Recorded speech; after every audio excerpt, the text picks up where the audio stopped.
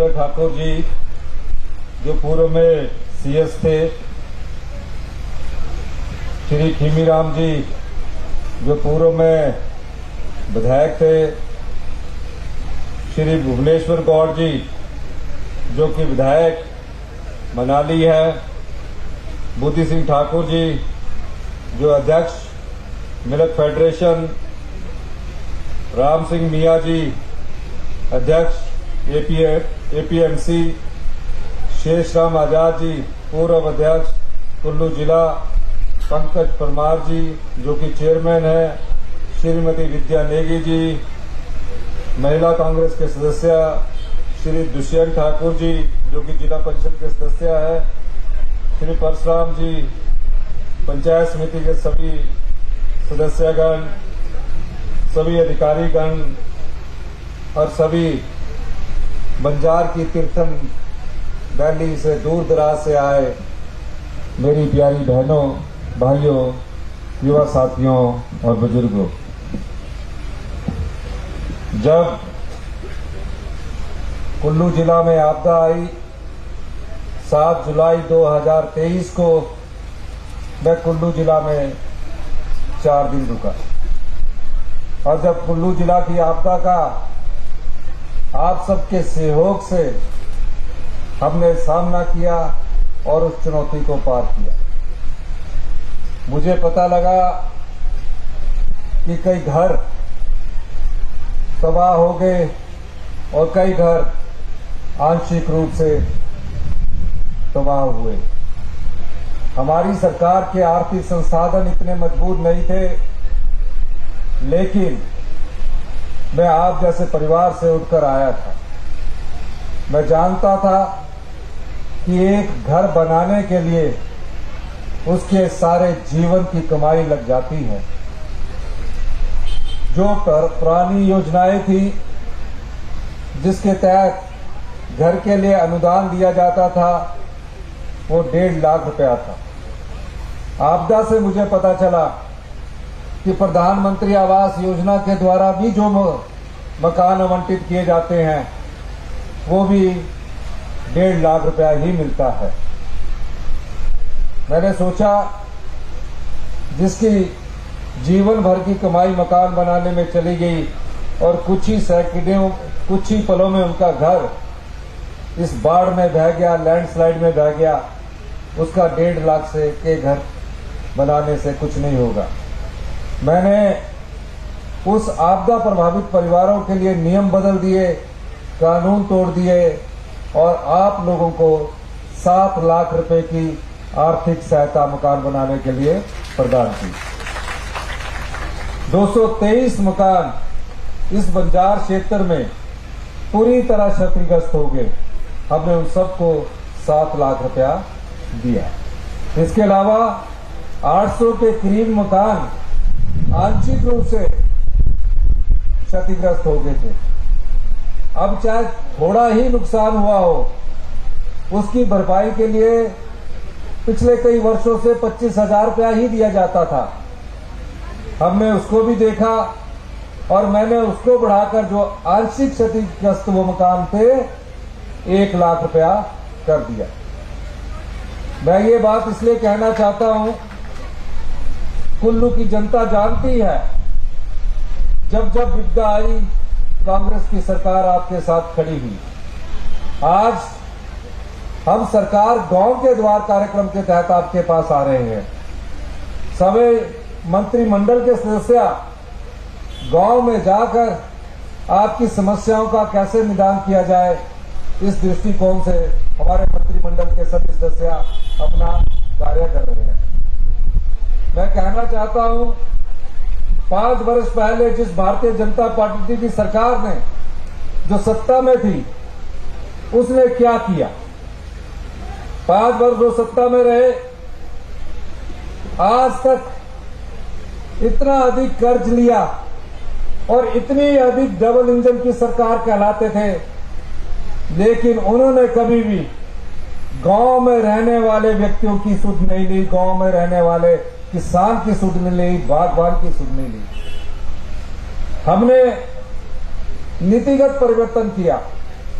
आपने देखा हमने 3 बजट प्रस्तुत किए और 3 बजट प्रस्तुत करते हुए हमने गांव के लोगों की सुध लेने की एक नीति को अपनाया और मुझे खुशी है।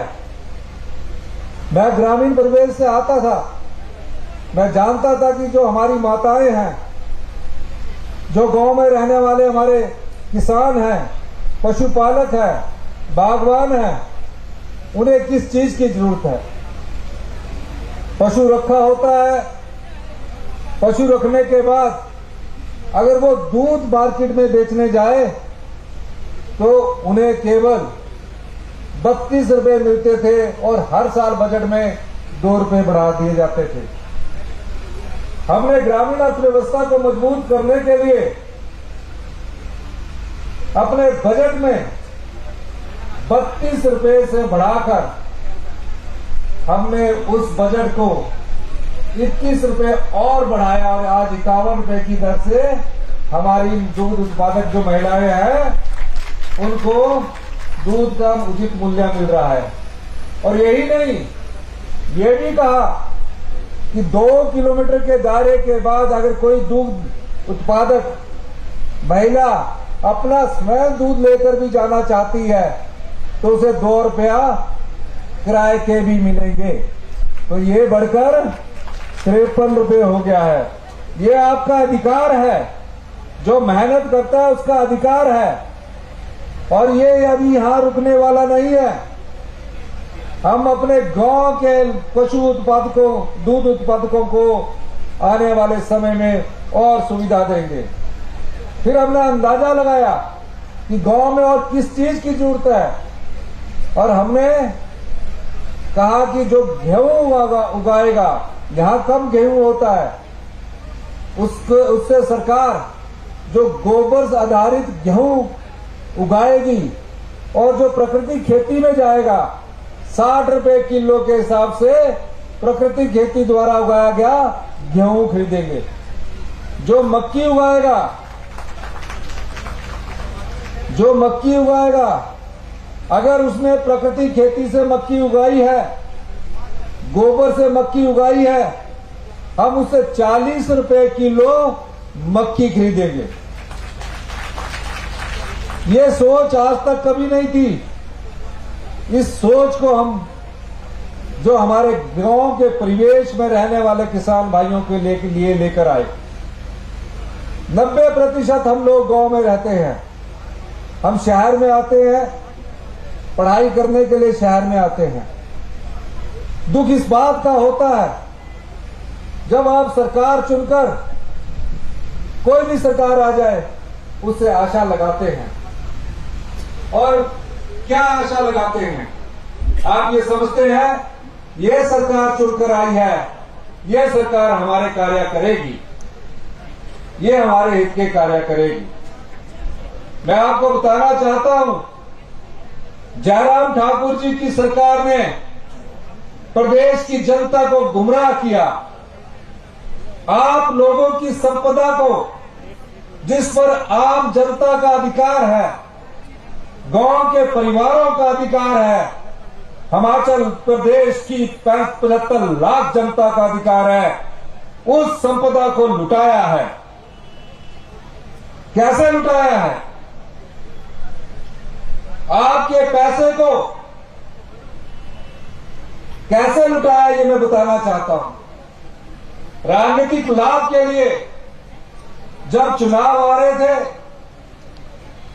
तो चुनावों से 6 महीने पहले 5,000 करोड़ की रेवड़ियां चुनाव जीतने के लिए बांटी गई। हर जगह शिक्षा संस्थान खोल दिए गए। हर जगह कहा कि हेल्थ की हम डिस्पेंसरी खोलेंगे। शिक्षा संस्थान खोल दिए गए और जिस शिक्षा संस्थान में आपके बच्चे पढ़ने जाते हैं उन बच्चों को वो गुणात्मक शिक्षा नहीं मिली। और गुणात्मक शिक्षा क्यों नहीं मिली? क्योंकि अगर उसे मैथ का टीचर चाहिए था, इंग्लिश का टीचर चाहिए था, दूसरा स्कूल +2 कर दिया और वहां से टीचर को ट्रांसफर कर दिया। और बच्चे की पढ़ाई पर भी असर हुआ। आज हम क्वालिटी एजुकेशन में 21वें स्थान पर पहुंच गए। हमने मेहनत की है। हमने कहा हम शिक्षा संस्थान हो तब तक नहीं खोलेंगे जब तक कि जो उस गांव में शिक्षा संस्थान खुला है वह पूरे अध्यापक ना पहुंच जाए।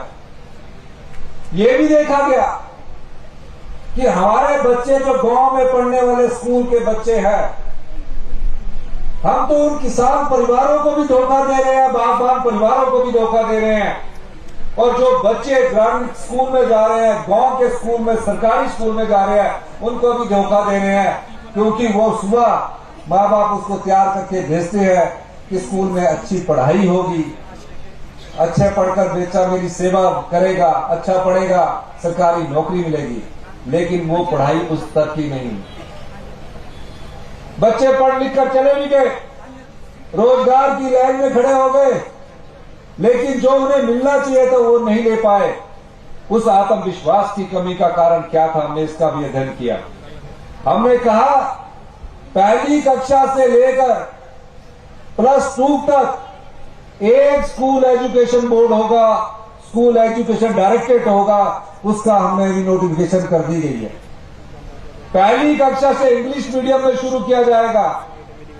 प्री नर्सरी के जो बच्चे हैं उनमें एनटीटी की नियुक्ति की जाएगी। छोटे बच्चों के लिए आय का प्रावधान किया जाएगा और पूरी जगह शिक्षा को बदलने की प्रक्रिया हमने आरंभ की। हमने Rajiv Gandhi day boarding school बनाया। आज मैं यहां राम सिंह मीणा जी ने जो कहा है कि यहां Rajiv Gandhi day boarding school खुलना चाहिए, मैं स्कूल को खोलने की घोषणा करता हूं। और ये भी बताना चाहता हूं ये कौन सा स्कूल होगा। इसमें प्री नर्सरी से लेकर +2 के बच्चे पढ़ेंगे। खेलने के लिए ग्राउंड होगा और खाने के लिए एक मेस होगा, ताकि बच्चे दिन में खाना खाए और खाने का खर्चा भी सरकार उठाएगी। और ये सब सरकारी स्कूल के बच्चों के लिए होगा। मैं खुद सरकारी स्कूल में पढ़ा हूं। हमारे समय तो उस समय जो हमारे समय के होंगे टाट मिलता था और उसके बाद बेंच मिलते थे। 10वीं में 10th क्लास में बेंच मिलते थे और दूर तक जाना पड़ता था, लेकिन पढ़ाई अच्छी होती थी। आज क्या है, बीजेपी ने शिक्षा का इतना बड़ा बेड़ा गर्क किया कि 5 बच्चे स्कूल में नहीं है, 8 बच्चे स्कूल में नहीं है, +2 में सिर्फ 9 बच्चे स्कूल में है। कैसे उनका एक्सपोजर होगा, कैसे उनमें मेल मिलाप बढ़ेगा। ये सब शिक्षा नीति में बदलाव हमने करने जा रहे हैं और आने वाले समय में पूरे हिमाचल प्रदेश की शिक्षा नीति में बदलाव करेंगे। और इस जो स्कूल को, जिसको हम Rajiv Gandhi day boarding school बनाने जा रहे हैं, अगले 70 से इस स्कूल में सीबीएसई बोर्ड के द्वारा एग्जामिनेशन पढ़ाई स्टार्ट कर दी जाएगी। ये सीबीएसई बोर्ड का स्कूल होगा, ताकि आपके बच्चे भी प्राइवेट स्कूलों की तरह पिछड़ ना जाए, वो भी मुकाबला कर सके और आने वाले समय में आपके हर काम में सहयोग कर सके। ये हमारी सरकार करने जा रही है। यही नहीं, हेल्थ में क्या हाल है। आप फटाफट दौड़कर हेल्थ सेक्टर के पास जाते हो, सोचते हो कि मेरी बीमारी बिल्कुल ठीक हो जाएगी। डॉक्टर आपको देखता है, पेन किलर देता है या एंटी एलर्जी दवाई देता है, सोचता कि ठीक हो जाएंगे। जिनको तो रूटीन का जुकाम होता वो तो ठीक हो जाते हैं। कई लोग क्या होते हैं, गांव के, आप जैसे हमारे जैसे परिवारों के लोग, वो अपनी बीमारी को दबाते रहते हैं और जब उसका पता लगता है तो बीमारी बढ़ जाती है। लेकिन हमारे पास हॉस्पिटल्स में किस प्रकार के इंस्ट्रूमेंट्स है। शिमला सबसे बड़ा हॉस्पिटल है, उसमें 20 साल पुरानी एमआरआई लगी है। तो आपके जो जोनल हॉस्पिटल है, डिस्ट्रिक्ट हॉस्पिटल है, उसका क्या हाल होगा। हम इसमें भी बदलाव करने जा रहे हैं और हम बदलाव करने जा रहे हैं कि जो टेक्नोलॉजी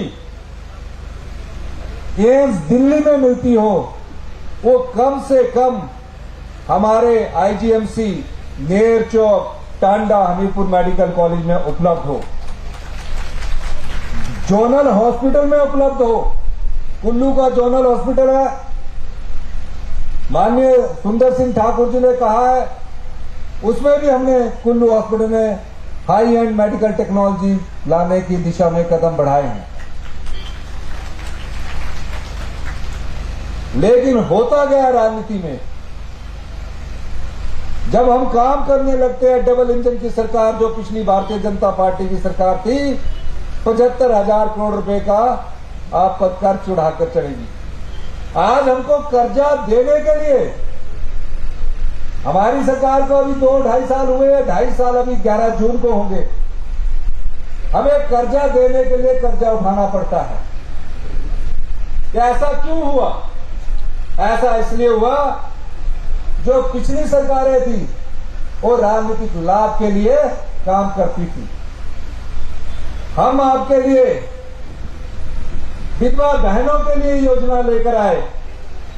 वो विधवा बहनों की योजनाएं क्या है? जो विधवा बहन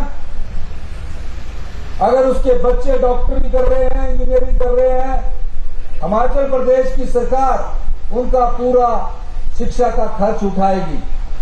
हमारी सरकार ने इस दिशा में उन विधवा बहनों के बारे में सोचा जिन्होंने कोई मांग नहीं की। ये नहीं मांगा कि हमें मिलना चाहिए। हमने खुद सोचा, जब एक परिवार में कमाने वाले पति की अचानक मृत्यु हो जाए और बच्चे अच्छी पढ़ाई कर रहे हों, तो उनके पास कमाने का कोई साधन नहीं रहता। उन विधवा बहनों के लिए हमने इंदिरा गांधी सुख शिक्षा योजना लेकर आई है, उसका आप फायदा उठाइए। मैं ये भी कहना चाहता हूं, भारतीय जनता पार्टी के लोग बार बार हमें कई बार कहते हैं कि 1500 कब मिलेंगे, 1500। हमने भ्रष्टाचार के चोर दरवाजे बंद किए हैं और आप लोगों का जो पैसा पिछली सरकार द्वारा लुटा दिया जाता था, उस पैसे को हमने रोका है। और आज हम चरणबद्ध तरीके से बंजार में भी एक 12 पंचायतों के जो एरिया है, अभी उसमें 1500 रुपया आज 3 किस्तें 4500 की आपको देने जा रहे हैं। ये बंजार का पहला चरण है, इसके और चरण भी आएंगे। जितनी बंजार की बहनें और रह गई है, वो पैसा भी आपको मिलेगा। कैसे मिलेगा? क्योंकि हम आपके संरक्षण के रूप में आए हैं। ना प्रदेश को लूटने देंगे, ना लुटाएंगे, और भ्रष्टाचार के चोर दरवाजे बंद करके ये जो जनता की संपदा है, इसको आप में देंगे, आप में बांटेंगे। मैं दिल्ली गया हुआ था, मैं आपके अधिकारों की मांग के लिए दिल्ली गया था। कहा दिल्ली और हरियाणा सरकार पानी चाहती है। हमने कहा हम आपको पानी देंगे, इसमें कोई दो राय नहीं, हम आपको पानी देंगे, आप हमारे भाई हैं। लेकिन 14 साल से बीबीएमबी का जो एरियर है, जिसमें हरियाणा भी अड़ंगे अड़ा रहा है, पंजाब भी अड़ंगे अड़ा रहा है, हमने कहा हरियाणा को 50% पानी किसाऊ बांध से मिलेगा। आप पहले हाई कोर्ट, सुप्रीम कोर्ट में जो सुप्रीम कोर्ट का फैसला आया है, जिसमें सुप्रीम कोर्ट ने हिमाचल को हक दिया है कि जो एरियर का पैसा है उसको मिलना चाहिए, आप उसका एफिडेविट सुप्रीम कोर्ट में जमा करवाइए, तब हम आपको आन किसाऊ बांध पर आगे बढ़ेंगे। ये सरकार की लगनशीलता है। चाहता तो मैं भी एग्रीमेंट कर लेता और कह देता कि आप, हमारी सरकार तो सिर्फ 5 साल के लिए है, मैंने क्यों झगड़े में पड़ना है, आप मेरा पानी ले लीजिए। मैंने ऐसा नहीं सोचता। मैं पूरे हिमाचल प्रदेश को जब से मैं मुख्यमंत्री बना हूं अपने परिवार की तरह सोचता हूं, प्रत्येक कार्य अपने परिवार की तरह करता हूं। इसलिए मैं अपने परिवार के सदस्यों के साथ आज आपके बीच में आया हूं। आज मैं रात को एक गांव में ठहरने वाला हूं। सरची गांव में मैं आज रात को ठहरूंगा। पूरा दिन मेरा आज पंचायत में आपके साथ है। मैं सिर्फ ये जागरूक करने चाहता हूं, आपको अपने अधिकारों की लड़ाई लड़नी पड़ेगी, आपको उठना पड़ेगा। नहीं तो आपके जो शिक्षा संस्थान हैं, उन शिक्षा संस्थानों में पढ़ने वाले जो बच्चे हैं वो गुणात्मक शिक्षा प्राप्त नहीं कर सकेंगे। हम आपके अधिकारों की लड़ाई लड़ रहे हैं। भारतीय जनता पार्टी तो 5 गुटों में बटी हुई है। अपने अपने गुट की बात करने के लिए तरह तरह के आरोप लगाते हैं, कई बात कहते हैं, कभी भी किसी के अधिकार के लिए लड़ने को नहीं आते हैं। प्रदेश की आपदा आई, प्रदेश में आपदा आई, वो हमारे साथ देश के प्रधानमंत्री से मिलने के लिए नहीं गए। और मैं कह सकता हूं, हिमाचल की जनता ने हमारी आपदा के कार्य की प्रशंसा की, और जब हमारे पास राजनीतिक संकट आया उस समय हमें 34 से 40 सीटों पर पहुंचा दिया। और भ्रष्टाचार की बात कौन कर रहे हैं? भ्रष्टाचार की बात वो कर रहे हैं जो विधायकों को खरीदकर एमपी बने हैं। आजकल वो विधायकों को खरीदकर एमपी बनकर पूरी बीजेपी का उन्होंने अपहरण कर लिया है। बीजेपी अब उनके साथ चल खड़े हो रही है। और कौन ऐसे व्यक्ति है जो अपनी विचारधारा से भटककर आज उनके सहारे चल रही है?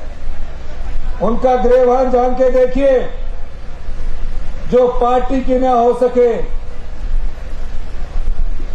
जो पार्टी में रहकर भी पार्टी का सम्मान पर रहकर भी पार्टी की ना हो सके, अच्छा है कि वो भारतीय जनता पार्टी के आज नीति निर्धारक बने हुए हैं। मैं आपको कहना चाहता हूं, अभी हम आपके लिए वन संवर्धन योजना लाए हैं। जितनी महिला मंडल है, आप अगर 1 हेक्टेयर यानी कि 13 बीघे में अगर जंगल लगाएंगे और 2 हेक्टेयर यानी कि 25 बीघे में जंगल लगाएंगे, सिर्फ पौधे लगाने के लिए 2,40,000 रुपया आपको पौधे लगाने के लिए मिलेगा। और उसके बाद 100 पौधे आपने लगाए, अगर उसमें से 50 पौधे जीवित हो गए, मतलब उसका संरक्षण आपने ठीक किया, तो अगले वर्ष आपको 1 लाख रुपया उन पौधों को जीवित रखने का मिलेगा। उससे अगले वर्ष भी 1 लाख रुपया आपको मिलेगा। 6,40,000 ये पौधारोपण के लिए इस वर्ष एक महिला मंडल, युवा मंडल और स्वयं सहायता समूह को मिलेगा, ताकि हमारे जो जंगल है और हरियाली को प्राप्त करें। बारिश आने वाली है, आप काफी देर से हमारी बात सुन रहे थे।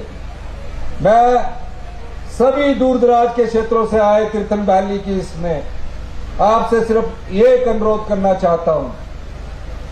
मैंने कई बार कहा है कि हम सत्ता में सत्ता सुख के लिए नहीं आए हैं, हम व्यवस्था परिवर्तन करने के लिए आए हैं।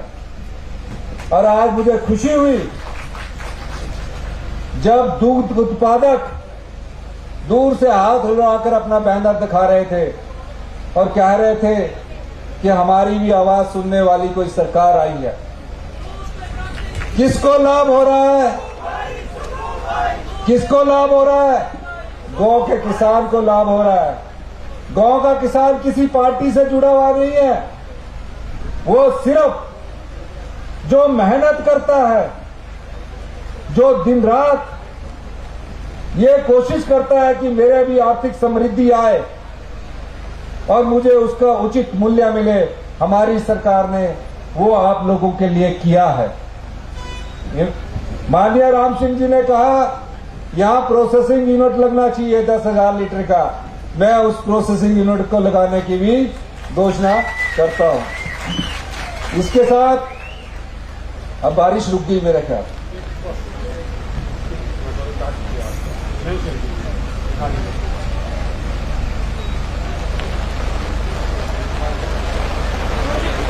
आइए, मैं आप सब लोगों का एक बार फिर से इस आशा के साथ कि आने वाला समय हिमाचल प्रदेश के लोगों का है। 2027 में हिमाचल प्रदेश को आत्मनिर्भर बनाएंगे और 2032 में हिमाचल प्रदेश को हिंदुस्तान का सबसे समृद्धशाली प्रदेश बनाएंगे। इन्हीं शब्दों के साथ मैं शंशी के आपका बहुत बहुत धन्यवाद करता हूँ। जय हिंद, जय हिमाचल। इसको खोल दो, इसको खोल दो।